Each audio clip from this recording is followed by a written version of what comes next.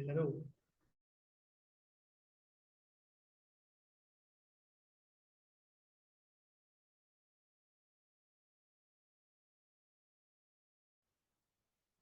ಜಯ ಕೃಷ್ಣ. ನನ್ನ ಹೆಸರು ಈ ವಾರದ ಕಥೆಯನ್ನ ಇರುತ್ತೇನೆ. ಸರಿ ಸರಿ. ಈ ವಾರದ ನಾವು ಒಂದು ಕಥೆಯನ್ನು ಇರುತ್ತೇನೆ. ಈ ನೀತಿ ಕಥೆ ಬಾಲ ಹನುಮ ಒಂದು ಪ್ರಸಿದ್ಧ ಕಥೆಯಾಗಿದೆ. ಒಂದು ದಿನ ಬಾಲ ಹನುಮ ತೊಟ್ಟಿಯಲ್ಲಿ ಮಲಗಿರುವಾಗ ತಂದೆ ಕೇಸರಿ ಮತ್ತು ತಾಯಿ ಅಂಜನಾ ದೇವಿ ಕಾಡಿಗೆ ಹೋದಾಗ ಬಾಲ ಹನುಮನಿಗೆ ಬಹಳ ಹಸುವಾಗುತ್ತಿರುತ್ತದೆ. ಆಗ ಅವನ ಎದ್ದಿ ತಾಯಿ ಅಂಜನಾ ದೇವಿಯನ್ನು ಅರಮನೆಯೆಲ್ಲ ಸುತ್ತಾಡುತ್ತಿರ್ತಾನೆ. ಹುಡುಕಿ ಹುಡುಕಿ ಬಹಳ ಸುಸ್ತಾಗ ಅವನಿಗೆ ಬಹಳ ಹಸುವಾಗುತ್ತದೆ. ಆಗ ಅವನು ಹುಡುಕುತ್ತಾ ಹೊರಗಡೆ ಬರುತ್ತಾನೆ. ಆಗ ಅವನು ಅವರ ತಾಯಿಯಲ್ಲಿನ ಒಂದು ಕತೆ ನೆನಪಾಗಿ ಕೆಂಪು ಬಣ್ಣದ ಹಣ್ಣುಗಳು ಬಹಳ ರುಚಿಕರವಾಗುತ್ತದೆ. ಆಗ ಅವನು ಸೂರ್ಯಾಸ್ತ ಆಗುವಾಗ ಸೂರ್ಯನು ಕೆಂಪಾಗಿ ಬಣ್ಣ ಆಗುವಾಗ ಅವನು ಸೂರ್ಯನು ಕೂಡ ಕೆಂಪಾಗಿ ಬಹಳ ರುಚಿಕರವಾಗಿ ಇರುತ್ತದೆ ಎಂದು ರಕ್ತಂತ ಆಕಾಶದಲ್ಲಿ ಎಗರಿ ಅವನು ಆ ಸೂರ್ಯನನ್ನು ತಿನ್ನಕ್ಕೆ ಹೋಗುತ್ತಾನೆ.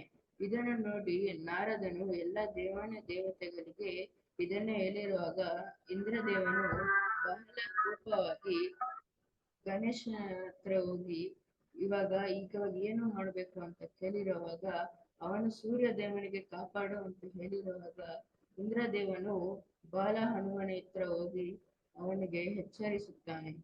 ಬಾಲ ಹನುಮ, ನೀನು ಮಾಡುತ್ತಿರುವುದು ಸರಿಯಲ್ಲ. ನೀನು ಜಗತ್ತಿನೆಲ್ಲ ಕತ್ತಲು ಮಾಡಿಬಿಡುತ್ತೀಯ.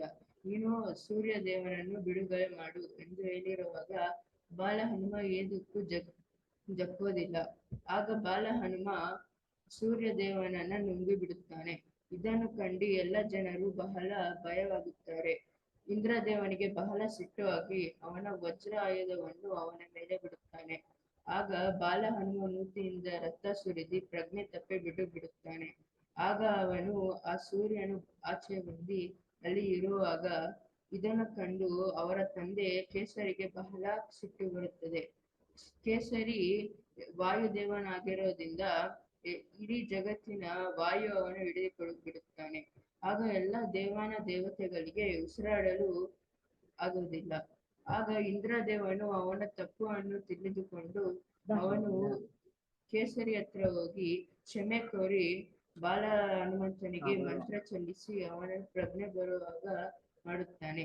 ಇದನ್ನು ಕಂಡು ಕೇಸರಿಗೆ ಎಲ್ಲರಿಗೂ ವಾಯು ಬರುವಾಗ ಬಿಡುತ್ತಾನೆ. ಎಲ್ಲ ದೇವತೆಗಳಿಗೆ ಉಸಿರು ಬಂದು ಅವರ ಕ್ಷಮೆ ಕೋರಿ ಬಾಲ ಹನುಮಂತನಿಗೆ ಎಚ್ಚರಿಸಿ ಅವರು ಅವರ ಮನೆಗಳಿಗೆ ಹೋಗುತ್ತಾರೆ. ಈ ಕಥೆಯ ನೀತಿ, ನೀವು ನಿಮ್ಮ ಸ್ನೇಹಿತರಿಗೆ ಎಂಥ ಕಷ್ಟ ಇದ್ದರೂ ಸಹಾಯ ಮಾಡಬೇಕು. ಸಂಡೇ ಕ್ಲಾಸ್ ಅನ್ನ ಜೈಕಾರದೊಂದಿಗೆ 884th ಸಂಡೇ ಕ್ಲಾಸ್ ಇದು.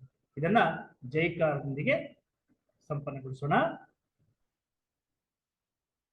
जय श्री गुरु महाराज जी की जय.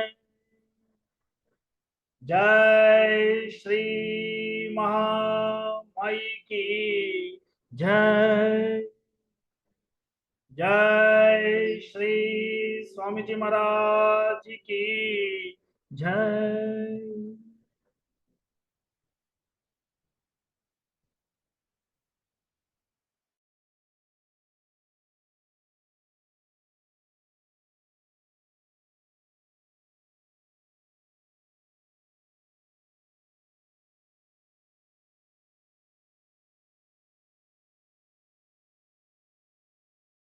जय राम कृष्ण सर. जय राम कृष्ण सर. जय राम कृष्ण सर.